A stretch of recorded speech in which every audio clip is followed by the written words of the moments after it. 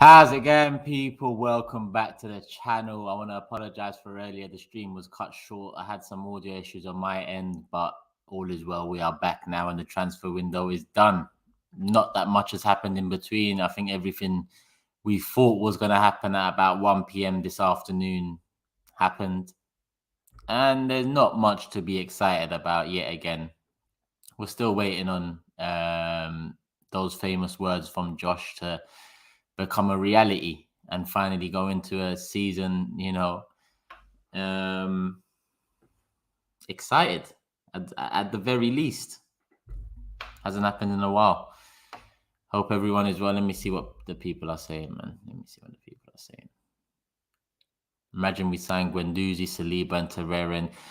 Jamal, that's what I said on AFTV earlier. We spent about 150 million in that window as well in 2019. And in reality, off the back of that 150 million spend, we went backwards. We went out of the top six, finished 8th twice. So it's not like it was a one-off year. And when we looked at when we looked at that window originally, and it was Pepe, Saliba, Tierney, Martinelli, Guendouzi came in that year, and a few others. I think a couple others. We all thought it was a good window. Even I thought, all right, this window was quite decent. And yeah, a couple players have made it out in terms of Tierney, Martinelli, but Pepe hasn't really kicked on. Saliba hasn't even played a game for us. So was it Torreira that season? I can't actually remember if it was Torreira that season too. We did buy Torreira that year. Yeah, we did. He hasn't worked out. Guendouzi hasn't worked out. Yeah. Big up Guna Vettel as well. I just see you become a member. Love for that, man. Love for the love, as always, people. Hit the like button, as always, people. I doubt this is going to be a long one. I've had a long day as it is already, stream after stream. But, I thought let me come and talk to you guys before we call it a night. Let me see what... Let me see. Man said we're done out here. Missing in the building again. Come on. You already know. But in all honesty, there was no, I don't think there was no real hope that in the last day we was really going to do what was required, because that would kind of be fooling ourselves as well. Let's be honest here. They had a lot of weeks and months to get business done. And yes, some business was done, but at the same time, some of the areas that we lacked in last season haven't been addressed. Instead, areas have been addressed that we thought were being addressed by other young players potentially coming through. I'm talking about William Saliba here, maybe even Guendouzi, for example. But, it just wasn't to be. Good morning, Omar. I know it must be a mad time for you over there. It must be a mad time. Big up from Melbourne, Australia. Love, people. Come on, I'm excited. Be excited. Big up from Berlin, says Kevin. Courtney said, I only know Tomiyasu from FIFA career mode, but I'm trying to keep an open mind. I don't get excited with signings anymore, and it's hard to. I can't lie. Pepe, I was quite excited about Pepe, and I think that was the last player I was excited in. Like Thomas Partey, I wanted to be excited, but at the same time, it was evident we didn't do what we needed to do on top of Thomas Partey to make that a successful transfer window and have a better season. And the season showed that. So, it is hard to be excited by transfers anymore, I'll be honest.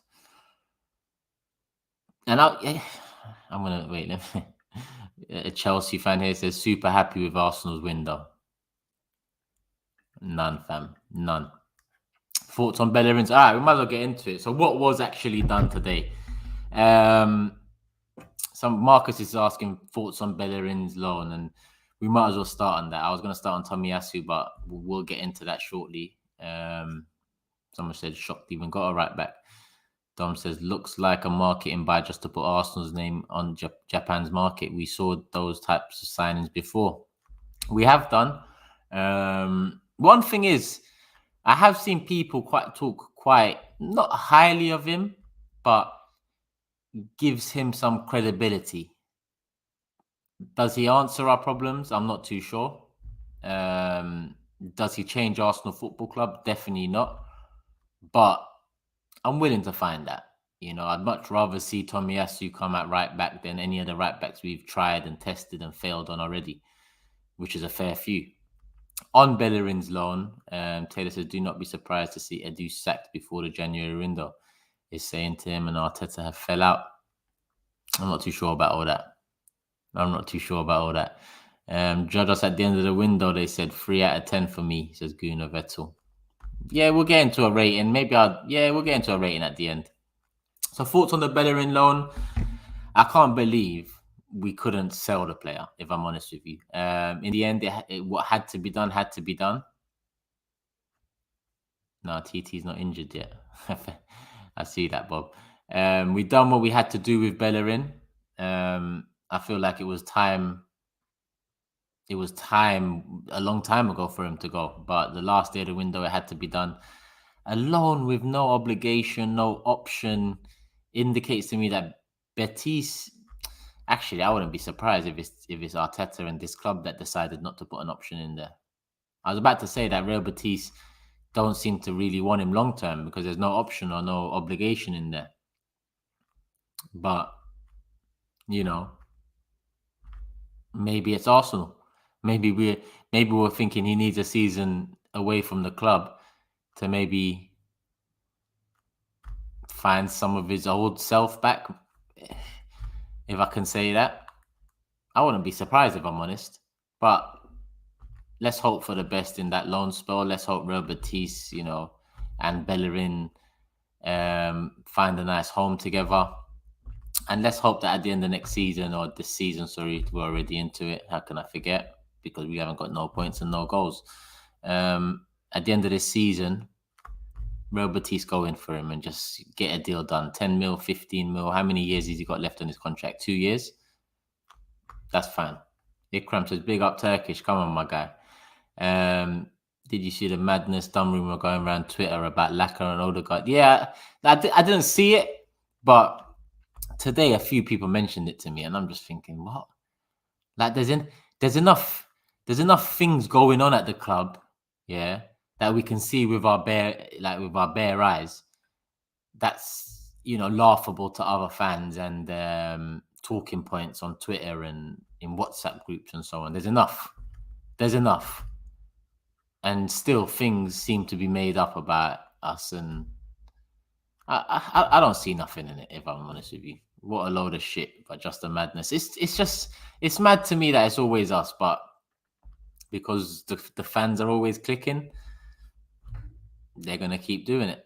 Nerso says, I felt so numb after the City game. The only time I felt that way was when Cruzeiro dropped from first division here in Brazil. We can buy any player. If we don't change Arteta, it will be the same. I feel the worst. Arteta's... Look, I said in the interview after the Man City game that Arteta's finished, and he is finished, and he was finished a long time ago. I don't need to keep repeating myself in that. What I need to keep repeating myself in is this ownership is the be-all and end-all. So until they change, in reality, there's a limit to what we're going to change on the pitch. And maybe that'll come one day, maybe not. Who knows? We'll see what happens if ownership changes in the next 5 years or not. If it doesn't, I don't think fortunes on the pitch will change. And if it does, there's a limit to it. And I don't think the limit to it will be good enough. Consider that I believe the limit to the success we can have under the Kroenkes is an FA Cup or two and top 4. That's it. Let's not forget that. That's where we got frustrated. So, yes, Arteta's finished. Yes, Edu is definitely finished. Vinay shouldn't have even started, let alone finished. But essentially, if Arteta moves, if Arteta gets sacked, if he leaves, if something happens and there's a change in circumstances throughout this season, we don't know really what's going on. There's no more clarity for us. If it's not an Antonio Conte, which I know people are going to say is not realistic, and that's my point. If it's not an Antonio Conte, then I feel like it's going to be the same old story. And yes, if you ask me, will we get Antonio Conte? No, we won't. But if you ask me we what we need to see from the Kroenkes to maybe think that they might have changed or changing is an Antonio Conte. It still doesn't make it any more likely. KD said, "What do you think of Perlo's Instagram post?" What's his Instagram post? Because I heard something about. Let me go check quickly.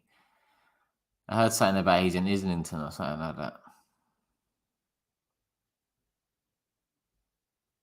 London calling.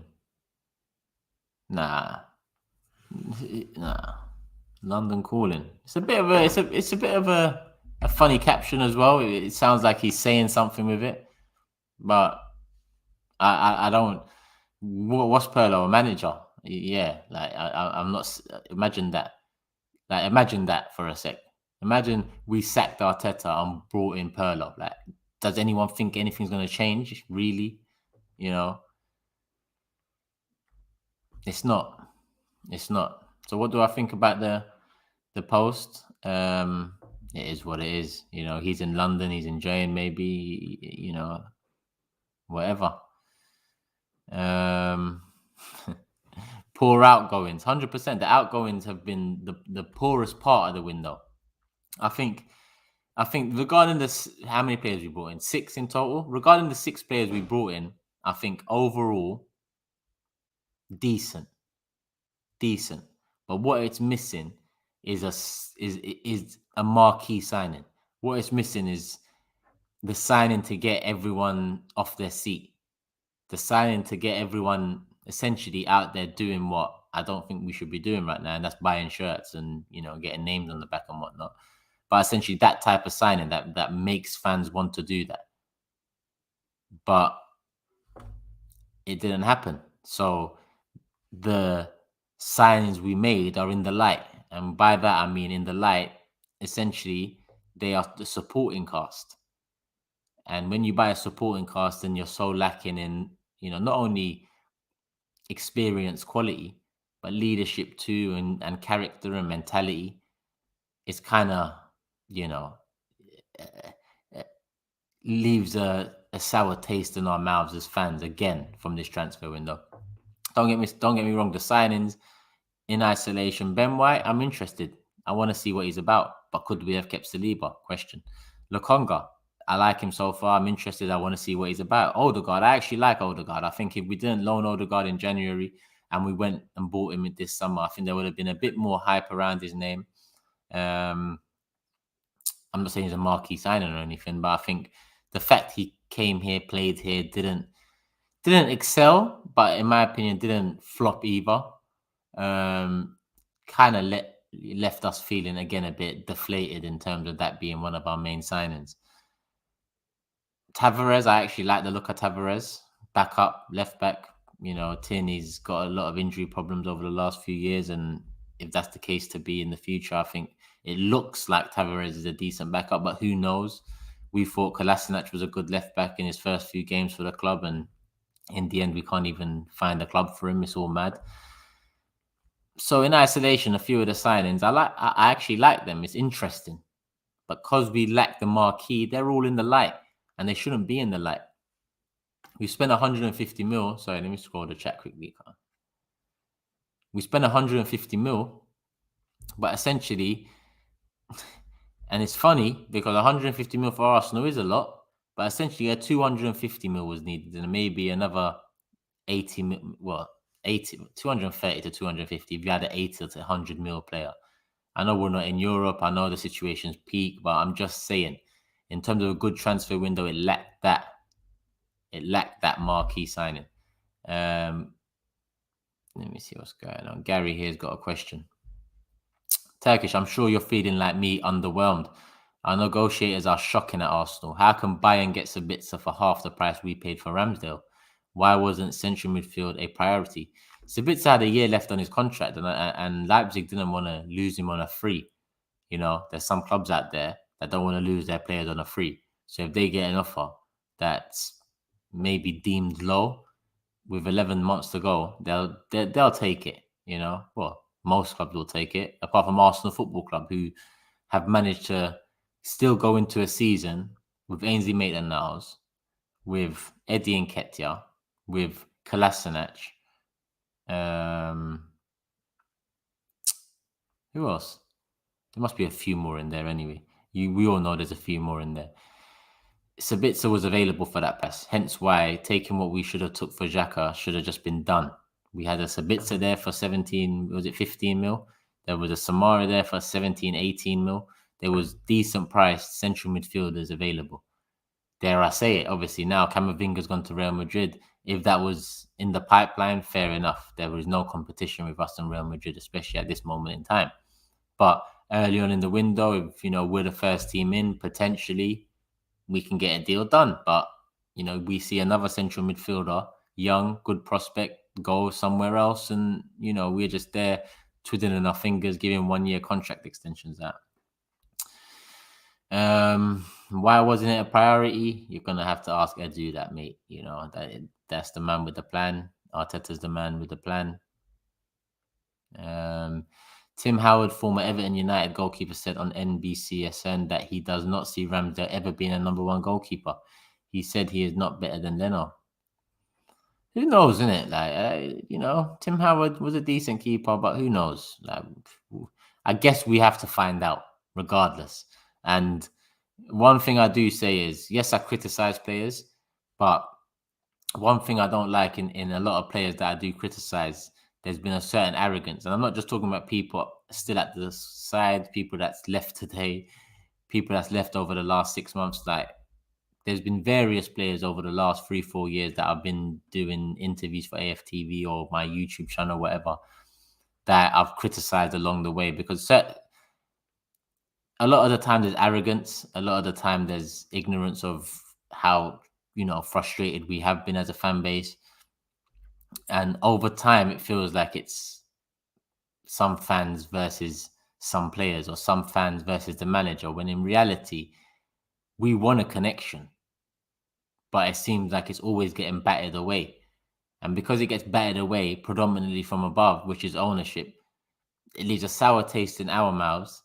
It kind of gets reflected towards the week in, week out football manager answering for it all. And then it leaves a sour taste in their mouth. That's why we'll have players, example, Xhaka, Bellerin, Ozil, and a few more over the years, that have done things that show you that they don't really care about how we feel about things, essentially, in a footballing sense. And that's a problem. That's a problem. Let me see what more the chat is saying, because it just flipped. I've missed some of the chat, so if I've missed any... No, I don't think I've missed anything, actually. It just came back. Oh, no, KD said I missed the super chat. Let me just go out quickly. Here we are, KD. Your thoughts hypothetically on Pirlo after... No, my thoughts... My bro, I haven't got the energy at 11:20 at night after a long day to give you my true thoughts on what that will end up like. That's no criticism of Pirlo. I don't know enough about him as a manager, and I'm not really interested right now to find out. That's more me knowing that Pirlo's not experienced. Yes, he might have a few years on Mikel Arteta, or however long he managed. I don't even know how long. Was it a year? I don't know. It's not really the experience required. So, yeah, my thoughts on it would be no. I don't think any... I don't know. I don't know. I don't know how many people in the chat would... I don't even want to put that out there, to be honest. Big up Nocturnal. It's peak. It's been peak for a long time, my guy. It's been peak for a very long time. Listen, there's 1,000 people here, man. Hit the like button if you haven't already. 20 minutes in. Yeah, 20 minutes in. Awar didn't get a move because his brother wants between 10 to 20 million agent fees. If you want to move and your brother's asking for P that he's not going to get, and that's the stumbling block, you've got to talk to your brother. But I don't know what kind of relationship these guys if they have with their agents, family, whatever it is. I just know if it's me, I don't have a brother, but if I had a brother, I'd just turn to him and be like, take it easy with all of that. You're nice anyway. Like, just take the 5 mil. I want to move. We're good. We're out of here. So I don't really believe them things much, if I'm honest. Barcelona signed Ayu from surprised they missed up on Barca signed Ayu. Seriously. I don't know what's going on over there. Did Griezmann end up at Atletico? I didn't really check. It seemed like he was on the way. I know Saul at Chelsea. Remember I told you guys that Roman Abramovich don't go more than 4 seasons without a league title since he's been here. He hasn't gone more than 4 seasons without a league title. So far, this would be the 4th season. Fourth season in between. He's going strong. They're going strong. Lukaku, I believe the Kunde deal didn't materialize, didn't go through. They didn't cross the line with that. But Saul, they're nice. Yes, again, I think they can wait a year for a centre back. If I'm honest with you, because if you look at what Man City done, the lack of what Man City have done, if you look at what the lack of Liverpool have done in the transfer window, you tend to think Chelsea favourites, Man United should be looking at, challenging and being right up there. If I'm honest, some of the signings they've made, have been good. Do I miss Highbury and would I go back now? 100%. 100%. But listen, as fans, we believe in it. And you live and you learn the hard way sometimes. And that's what's happened to us Arsenal fans. A lot of us have lived, learned, and realized that it was the worst decision that we could have accepted and they could have made. We were told we were moving into the Emirates Stadium to compete with the best clubs in the world. But over the last 2 years before moving into it, we was in the Champions League final and just coming off the back of a invincible season. We was competing with the best teams in the world. We didn't care too much about the money side of things. We never really did in the transfer market, let's be honest. But yeah, in the end, they done us, mate. They done us. Roadman Rob. They definitely done us over. Would I go back? There's no doubt about that, my bro. Let's see what Nasser is saying. My brother Turkish, for me, I think our team, Arsenal, we have to get new owners who love the game of football. Nasser from Kampala, Uganda. Come on, my bro. Big up you. Love for the love. Hit the like button, people. We're over 1,000 in the building now. This wasn't meant to be a long one, but there's 1,000 of you here already, so we might as well just engage a bit and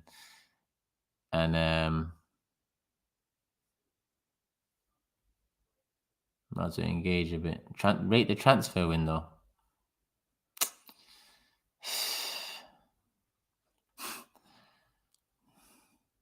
I said 4 earlier on AFTV. I said 4. But it might be close to a 3, I'll be honest. It's definitely not a 5, because a 5 would be an average transfer window. But like I said, it's missing a marquee signing and it's missing a good outgoing full stop, I guess. That's 2 big things it's missing. Good in adding a young, supporting cast, but it didn't cross the line with a marquee signing and, the extra bits to it, the meat on the bones, like I said. So I feel like 4. I think 4 is probably the best we can give it, or I can give it. I'm probably, you lot tell me, what do you lot think? What do you lot think? Rate the transfer window out of 10 quickly for me so I can see what the chat is saying. Got a few already, actually. Bob says 2, Mo says 4. Loz says 4. Leaf says washed up window. I just left Guna Vettel 3. Arda Guna 4. 3 out of 10. 2. 2 out of 10. 2.5. Yeah. Someone just asking me about that Perlo thing again. Yeah, we saw it. Underwhelming 4. No one's giving it a 5. So KG in the building as well. Big up KG, man. What are you saying, my bro? I wanted to ask you about this. Seems like the chat is being realistic. Yeah, I got a realistic bunch over here, my guy. You know, I got a realistic bunch over here. Did you see Xhaka post for qualifiers? What do you mean post for qualifiers? Do you mean the Instagram post where he's walking with his luggage smiling? I did see it, and I know a lot of people said, "Where's the apology?" But from a long time ago, I told people we need to stop asking for apologies, because if you're asking for an apology, you're willing to forgive. And there's a lot of players and people at this club that don't even deserve the chance of an apology. You know what? Apologize for another red card, and then what happens next? Are we happy? We're not happy. I'm not happy. A lot of people might be happy with simply just an apology, but I'd be happier with lessons learned. I'd be happier with a better attitude. I'd be happier with better performances. But you know, we all don't get what we all want, so let him do what he's doing. Camille says, not many people know, but Chelsea is the only club in the Premier League where fans own the pitch, gives more input and say. You need to push for similar fans on the pitch. Gives more input and say, you need to push for similar, or they will not listen. Do you mean the pitch, the actual pitch they own? I didn't know about this. Maybe they do, maybe, yeah, I don't know if that's what you mean. But it's interesting, I guess, if you own the pitch, or you own something to do with the stadium, or, you know, an asset connected to the club that's required, then of course you've got some sort of a say. Right, says Turkish honest opinion on what happens if Kroenke sells to Qatar. What happens? Celebration happens, because we know what that is already. We know what that is. If you ask me what happens if Kroenke sells to Danielek, I wouldn't say celebration yet. I'd say, you know, let's be open-minded. You know, I mean, after 15 years? After 15 years of Stan Kroenke, I think a new owner would be more than welcome, and I think would breathe a new lease of life in the club. But selling to Qatar, celebration, day one. Especially the names that have been rumored. Now, don't get me wrong, I don't believe none of the rumors. I think this is just trolling on Twitter. I think I'm surprised, you know, they're verified accounts, they're billionaires. I don't know why they want to do that, but so far, all it's been is talk on Twitter, tweets. You know, that don't really seem genuine to me. At least Danielek followed up quickly with a bid. Billy says we shouldn't sign anyone and waste money till we get Edu and Arteta out. Already shown they are incompetent. Billy, we've already done that. 150 million. And again, I keep on going back to Conte, but I go back to Conte because literally that's the only manager that if he comes in, I'll actually open up a video and I'll say, people, there might be change coming under this ownership. Because I know Conte demands from his board and his owner. We've seen that with Inter, we've seen that with Tottenham. He left Inter, he didn't take the Tottenham job. That's both examples of him demanding from up, and he didn't get what he wants, and he didn't put his name on the line. So if we was to get him in, then I know it's changed. Now, I honestly believe if we offered Conte 150, 200 mil to spend plus player sales, with a better director of football in to get these players sold, like a Mark Overmars or whoever else, like at least someone fresh, someone that's actually experienced, then maybe we would have done something and Conte would have said yeah. But right now it's all laughable. 3 games in, 3 L's. It is what it is. Lito says, if you still think Arsenal's a top 6 club, then the window's been dead. If you're like me, a realist, and know we are mid-table now, then the window's been decent, G. KSE out now. To me, 4... Listen, 4 is just below average. So I don't know what decent is, like in terms of rating for you. Does decent fall between 5 and 7, or 6 and 8? Or is 8 and 10 like a very good? Because I'd say decent is just below that. So I think 4 isn't the worst. And that's me understanding the reality of our situation. But I also know the reality is we could have probably pushed the boat out a bit more and bought in a marquee signing on top of all of that and really glossed the transfer window over, and my 4 would have changed to, depending on who and where and whatnot, 7. Well, let me say 6, because even with the right back issue, I think we could have spent, I think we could have spent the Ramsdale money on a better right back. But at the same time, we'll see what happens with the Leno situation. It's hard to tell without fully knowing what's going on over there. So we'll all find out. Like I said to Lee, Cecil, and Dan earlier, I said, if we look at the 2019 window and then Torreira and Saliba and Guendouzi, Martinelli and Pepe and all of that, if we look at that window, after it, a lot of us probably would have rated it 7s on average, let's say, maybe an 8, And then 2 years later, you look at the window and only a couple players still remain and are in and around the club. It's so far from a good window. So, we'll find out. We'll find out. But KSE out now, 100%. Bob says, is this window protest worthy? Is this window protest worthy?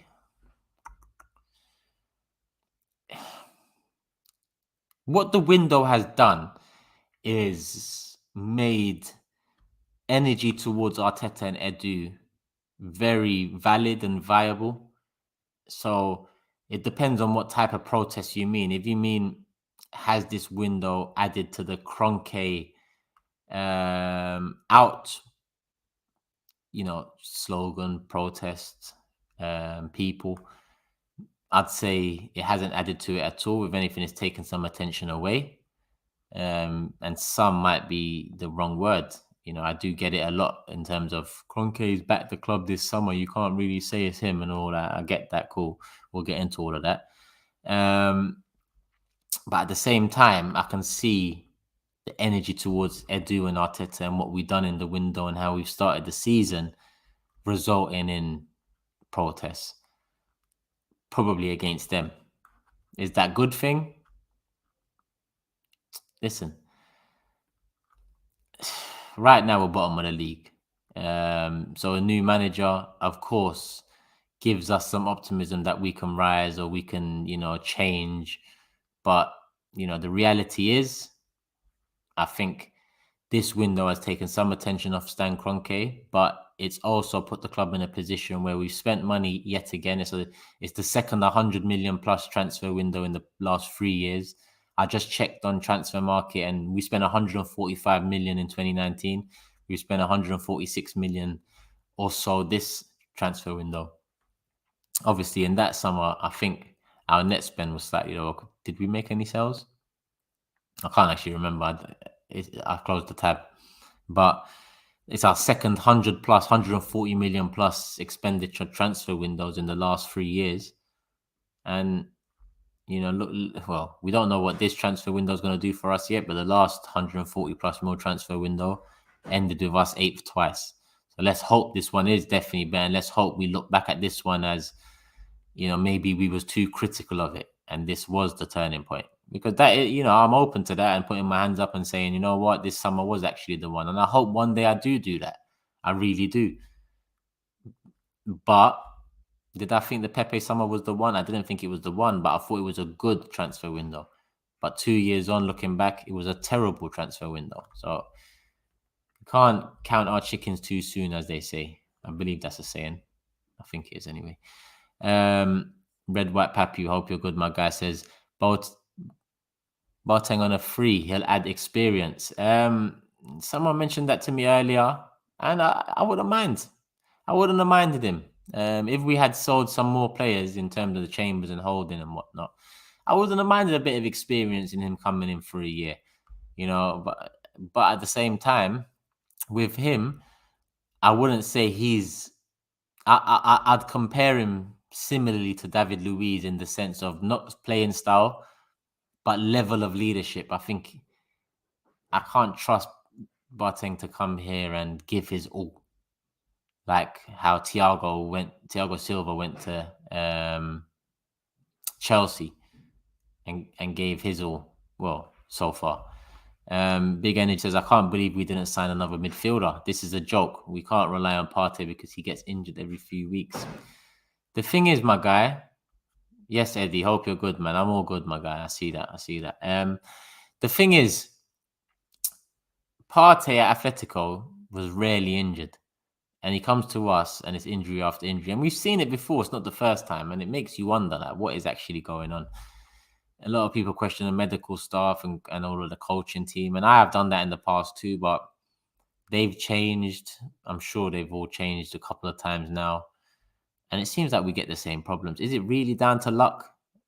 Is it just bad luck for Arsenal when it comes down to injuries and whatnot? Then again, we haven't had it bad as some sides in the last few years. Look at Leicester and Liverpool last season, for example. But when you've got a squad as thin of quality and leadership as Arsenal Football Club, a few injuries hurt a lot more to us than it would other clubs like Leicester and Liverpool, who are better than us at the moment. Jashar, love for the love, my guy. Big up Turkish. 3 for me out of 10. We didn't sort out the elephant in the room, which was central midfield, and Xhaka's renewal killed it. The timing of our deals was just off. The timing of everything was off. I remember the Ben White 40 million bid came in. Was it on a Thursday? Was it on a Thursday or a Tuesday? Just randomly during the Euros. And then it didn't get done till like 7 weeks later. And in between that, Xhaka, Roma, Jose Mourinho quote, Xhaka quotes, it seems like a deal's being agreed. We're haggling. All of a sudden, all in one, deal with Roma off, Xhaka to be offered new contract. It was like, what's just happened? Who just took that from there and made it that? Because for the last few weeks, we've all been kind of getting our head round. We're moving on from Granit Xhaka, whether you like him or whether you don't like him. It seemed for a few weeks that we was moving on. All of a sudden, open Twitter. Roma deal off, new contract extension, pay rise. Why not? And it's just like, what's going on? What's actually going on? Maybe there's some truth around the rumors that the training pitch is built over an ancient burial ground. What? Emirates Stadium? I don't know about all that. Oh, you're saying hello to people out there. Big up everyone, man. 1,500 in the building. Hit the like button if you haven't already. Camille said, I missed a super chat. Let me scroll up quickly. Did I miss? I might have missed it still. Yeah, nah, there we are. We got it in there. Fans own shares of actual Stamford Bridge pitch. Okay. Well, yeah, that would give some say in some way, that would give some say in some way. I'd have to look into that. I will look into that. But at the end of the day, I guess that comes from your history rather than anything new or a new scheme or anything in the past 10, 15 years. Maybe I'm wrong again, but I will look into it and see what that's really about. Let me just see.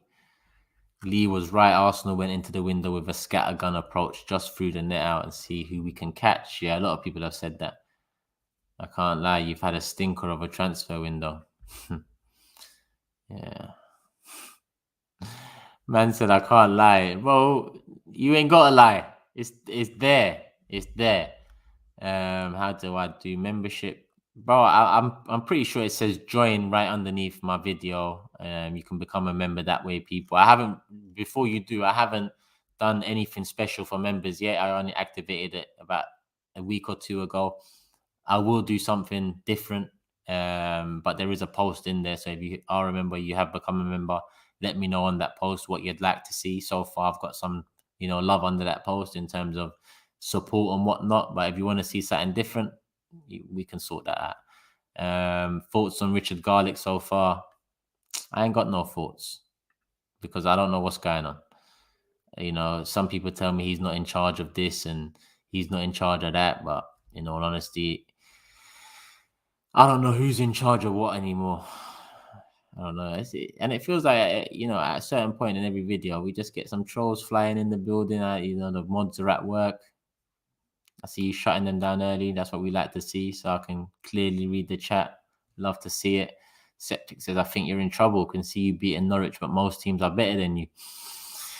Norwich and Burnley are must wins in a sense where we go into Tottenham after those two games. And if Arteta's under pressure now, then he's going to be under immense pressure going into Tottenham without having 6 points out of those two games. immense pressure. So in reality, we need it. I'm not half Irish, I'm quarter Irish, Jamie. Or is that Jamie? No, it's Jamel. But yeah, I'm not half Irish, I'm quarter Irish. But I'm very close with my nan, who is, full Irish, hence my mum half Irish, hence me quarter Irish. And I am very close with my nan, so I'm close with my Irish side. Jammy Jam top 3 predictions. Chelsea to win it. Chelsea to win it.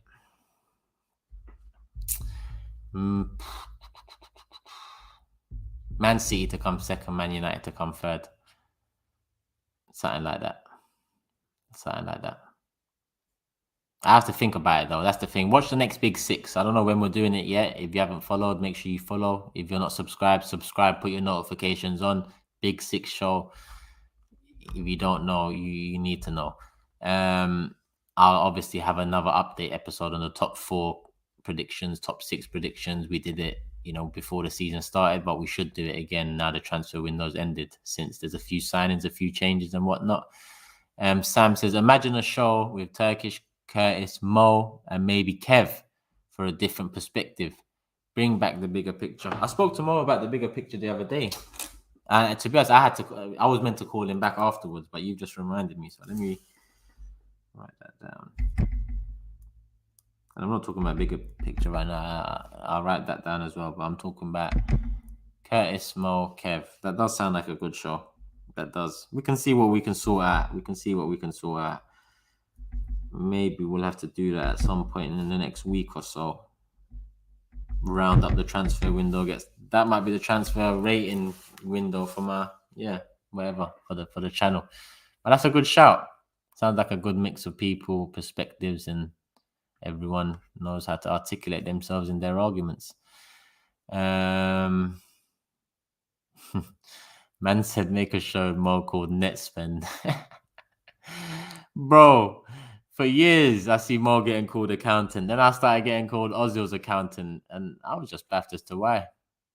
Big up RJ, new member. Love for the love, man. Saba in the building. How is it possible we spend 150 mil and we haven't improved the squad? Okay. No. You mean the first 11. I think we've improved the squad. Have we? No, I think we've improved the squad. Yeah, I think we've improved the squad. But don't quote me on that in a few years. But I do think we've improved the squad. Surely Lokonga, Ben White, Tavares, Odegaard improves the squad. I don't know about Tomiyasu yet or Ramsdale, but we'll see. Free Saliba. Yeah, listen, to be honest with you, regarding Jess from Chino, she was meant to be on the channel a long time ago.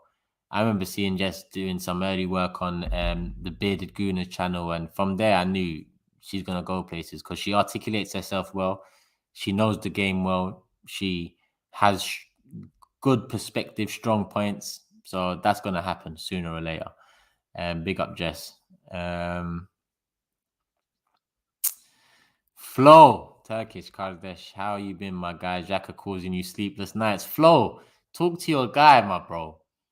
3 games in, he's got his first red card. 3 games in. Flo, talk to me, man. You know what it is already. Dom, all eyes on the manager now. He brought what he wanted. He sold what he wanted. He loaned what he wanted, and he kept what he wanted. Don't want to see that it's the players' nonsense anymore. I get that 100% because with Emery, I'd say a lot of it come down to the players because he didn't really get backed, in my opinion, like he should have been backed. And he's pretty much come out and said it. With Arteta now, I feel like he has been backed and he has made a lot of decisions, and I feel like he has stamped his mark on this squad, I guess you'd say. But yeah, we'll have to find out about the rest. We invested 150 million into this team and came out looking pretty much the same. I swear Arsenal was a pyramid scheme. Nah, man compared us to a pyramid scheme. Yes, Richard, it is live. We are live. This is live. I know it's late as well. 11:48 p.m. over here. I don't know where everyone is tuning in from, but yeah, trust Taylor. I see you say Sava said, bro, I can see in your eyes you don't believe that. Yeah, I guess so. What do they say? The eyes don't lie, yeah? Yeah. Well, if you see it, what can I say? Bob said we should be saying that ex-player defo improves the team. Okay, not a wait and see approach. The players are not definitely ahead of what we have. That's my point with this transfer window. It was one marquee signing away from being above average. I've put it as a 4, which is below average. I think a one marquee signing makes it a 7, 6 maybe. And the outgoings push it to an 8, 9 if they was handled more. So if we had that marquee signing, that ex-player defo improves the team in terms of bang, boom, Messi defo improves the team, for example, in the famous words of Edu. Not a wait and see approach. And that's what we've got with the players that we have brought in, the supporting cast, in a sense, the wait and see, players around the corner, in a few years, and all of that nonsense that essentially we've been hearing and we've heard before. The players are not definitely ahead of what we have, which is mad. Which, when you're buying backups to a team that needs surgery in the starting 11, it doesn't make sense. It doesn't make sense. When you have a manager who in November, was it November? October 2020 comes out and says, I need 6, 7 players to play the way I want to play. That indicates to me you need at least 5 of those players in the starting 11. At least 5. And I don't think we've got that. So what happened in the transfer windows that we didn't get what you said you needed? Well, I'm saying that he's probably saying that he did get backed, because we've obviously clocked over the last few months that, he is a company man. And I know a lot of people would say they clocked a long time ago, but, over time, I've found out. I like to find out myself. Femi, I can't tell you my opinion on Tomiyasu because I don't have an opinion. I don't know much about him. I'm just hoping it's an upgrade on what we've seen at right back over the last however many years since Sanya. Is Sanya our last good right back? Is Sanya our last good right back? It is. Am I not mistaken? Someone correct me if I'm wrong, but I'm pretty sure Sanya was yeah. I see Sean says, yeah. I think that's how you say it. I'm not too sure. Man said, nah, Jenkinson. Yep. Sean says, yep. That's mad. Sanya was our last good right back. So I'm hoping Tomiyasu is an upgrade on what we've seen since Sanya. Please, at the bare minimum. Hamad said Bellerin was good for a season and a half, let's say. Let's be fair. But ever since then, call it a day. What's my starting 11 if fit?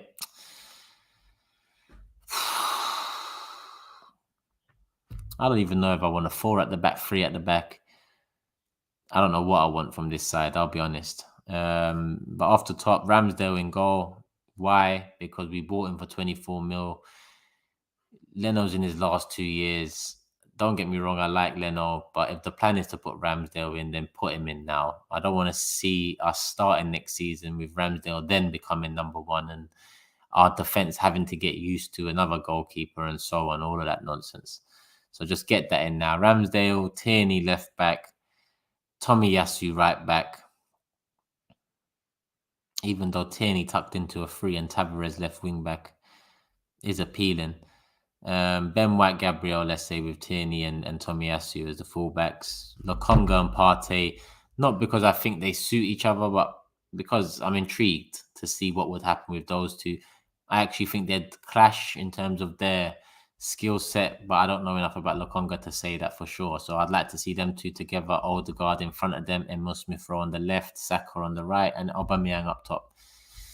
I know that doesn't have Pepe on the pitch, which is a shame, but it's another season and he hasn't started it good enough. I know it's a shit manager and a shit, overall aura around the club at the moment, but then again, there's no then again. Flo said, free Xhaka, my guy. Bruv, free him. He could have been free, mate. He could have been free. My man's signing a 1-year extension. He doesn't want to be freed from here. He's happy. My guy wants out, but Arteta and club holding him hostage at the club and bribing him with more money. When you come in Australia, I got you. Trust me, I'm gonna be there one day. One day. And you'll know about it, Flo. I don't know many people out in Australia, even though there's a few on the stream tonight. I don't know many people. Ben said, "Who's this Japanese guy though?" I don't know yet, my guy. I've heard he's a Japan international. That's as far as it goes in terms of what I know about him. Well, actually, someone on my stream earlier commented that in the 60 or so games he's played for Roma, he's played 40 of them or 41 of them at right back and the 20 or so at centre back, which I guess bodes well. Now, I saw some Sky Sports clip of that Sky Cave guy laughing with people saying Tomiyasu was offered out to every Premier League club and Arsenal got him and listen, that to me, yeah, shows that kind of Sky Sports have kind of followed the whole not follow, okay, have lost a bit of credibility because, in all honesty, that came out of nowhere. That came out of nowhere. Like with the Ronaldo deal, I won't just say they do it with Arsenal because they don't. But like with the Ronaldo deal, there was a lot of talk on Sky about Man City's. That Cave guy again was saying, even when Man United were nearly done with the deal, Cave was saying, he really wanted Man City, but Man City turned him down and they turned down the deal. He was kind of like rallying up the Man United fans in a way. And, they're all at it. They're all at it. Tobes, you better get out of here before I tell these mods to time you out or something, man. Is that the real Tobes? I can't even see you should be a mod though. Let me just double check. Maybe I haven't made you mod. With the sort of shit you're coming out with, yeah, it's good I haven't made you mod anyway. How can we go into an international break with Tottenham on the top of the league and us at the bottom? Like, do you understand what this is? When there's been enough to laugh about with Arsenal over the last 5 years for opposition fans, there's been more than enough for them. And then, it's just what more can be funnier to opposition fans? And it's just something like that. It's just like, let me not even, man. Tobes rattle me with just one little comment. Imagine that. Victor says, I think this window for an Arsenal is a 3 out of 10. Kolasinac still at the club. This is embarrassing. Big up Turkish. Look at Chelsea and United spending less than 120 mil, whereas Arsenal are spending 150. Well, to be honest, we need to spend about 250. To be honest, a lot of people say our net spend is more than Chelsea's and Liverpool, this and that. Listen, when Chelsea need to spend 200 mil plus, they spend 200 mil plus. Keywords being when they need to. Yeah?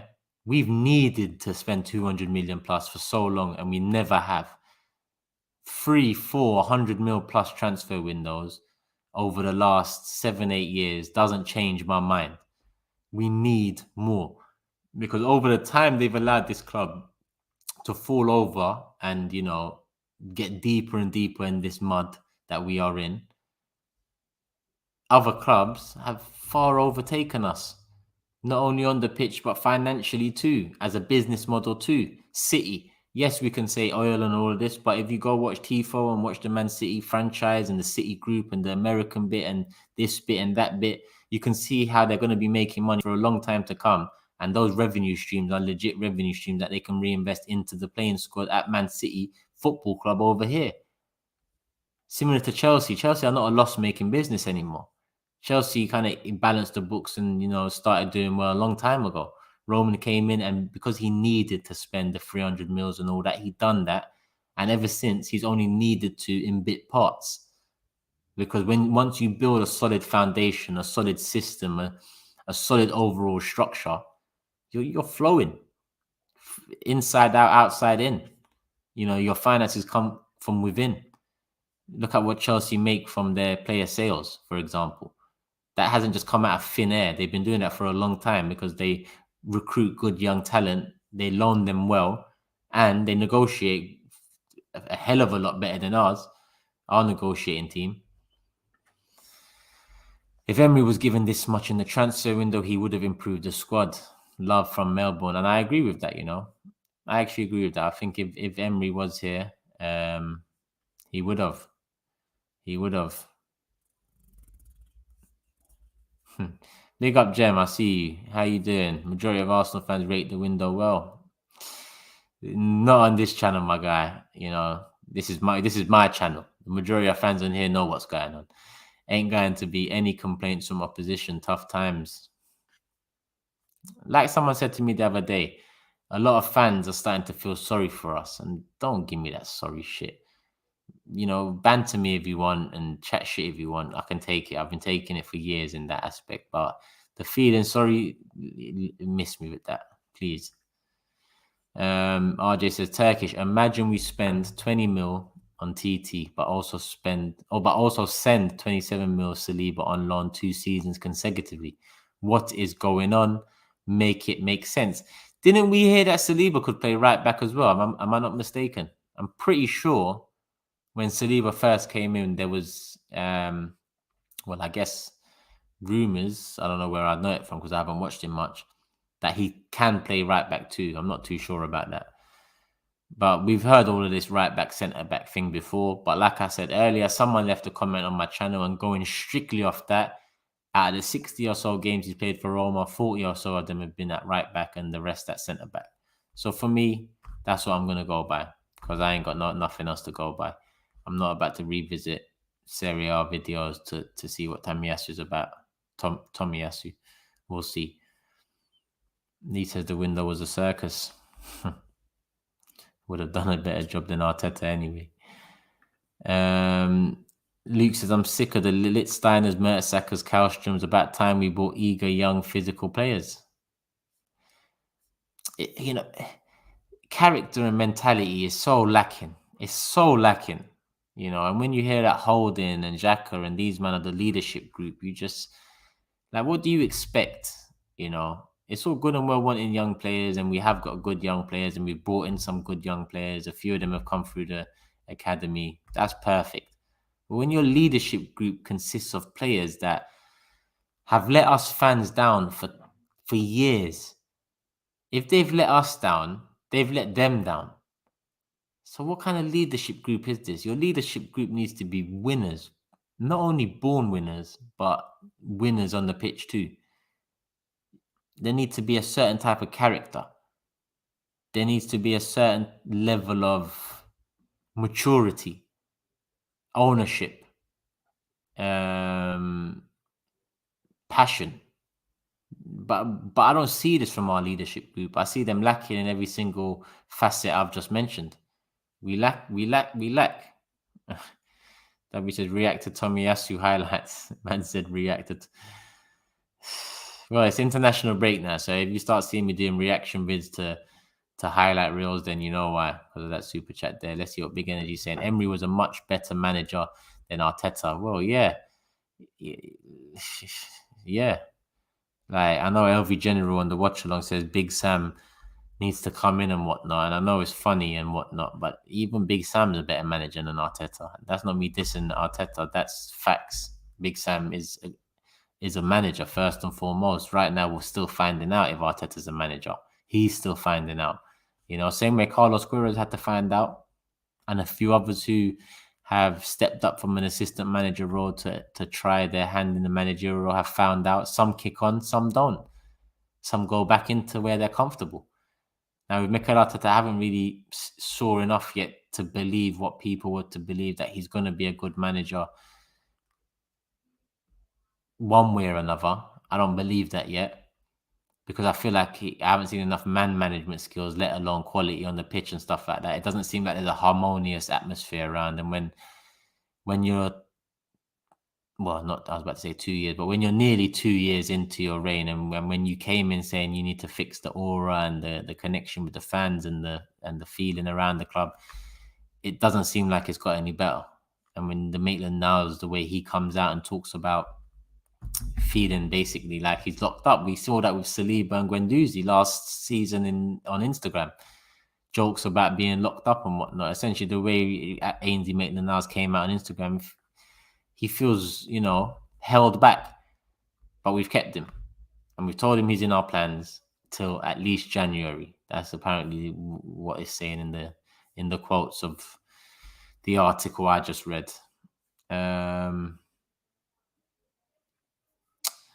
Joey says, I've heard Mark Overmars is a bit pissed off with how things are run. Think he's saying he can do a better job than they do. If that was a job he was on about, come Overmars probably could do better. Listen, I think Ray Parlour said it on TalkSport, and that's where the rumours started. And he said that Mark Overmars spoke to him and he wants to come over and whatnot. Listen, TalkSport, you know my feelings on mainstream media and in the nose and all of this stuff and all of this.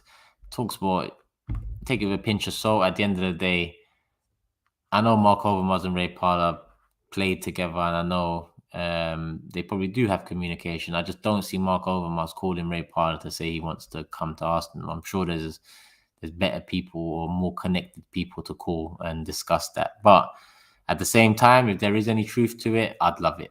So let's hope to see. Missing says incompetent owners, incompetent board, and incompetent managers were still being killed from previous decisions, not only on the pitch, but off the pitch too. Not only off the pitch, but on the pitch too. Well, I said it the other way around. Listen, people, it's midnight. It's 5 past. I'm over an hour in. There's a lot of you here, 1,600. I think I'm going to do another 5-10 minutes and then we'll call it a night. I think that's fair. Oh, shit. So we might need to call it a night soon. Let me put that over here. Take this out of the way and let me see what the people are saying. Overmars has done a quality job at Ajax, said Lucas. Yes, he has. In all honesty, I'd take Ten Hag and Overmars under a new owner. If a Daniel Ek or someone like that was to come in, I'd take an Overmars and a Ten Hag. No doubt about it. Turkish. Ramsdale was on a 22k a week at Sheffield now. I guess this. I don't know what I guess because it just doesn't make sense. And Femi said Maitland-Niles was unprofessional. I don't know, man. So does Sean, 100% unprofessional. I get it, being unprofessional, but I'd say, has the club been professional in recent years in the way they've handled players and transfers, both incoming and outgoing? Have we been professional? Have Arsenal Football Club been professional? And you guys know me, with Ainsley Maitland-Niles, I'm not even saying I'm someone that wants to keep him. I think we've tried, tested, it hasn't worked out, and for both parties, it's better we part ways. I've said that for a long time. But in this situation here, he's been mistreated. Last season, Wolves wanted him. We didn't sell him. We started the season. We didn't use him. We loaned him to West Brom. He came back. As soon as he come back, he said he needs to know what's going on or kiss Arsenal goodbye. In the end, it didn't seem like he knew what was going on all the way up until he made that Instagram post yesterday. I believe that forced a meeting between him and Arteta today where Arteta and him cleared the air and told him he's in his plans and whatnot. But essentially, he's been mistreated.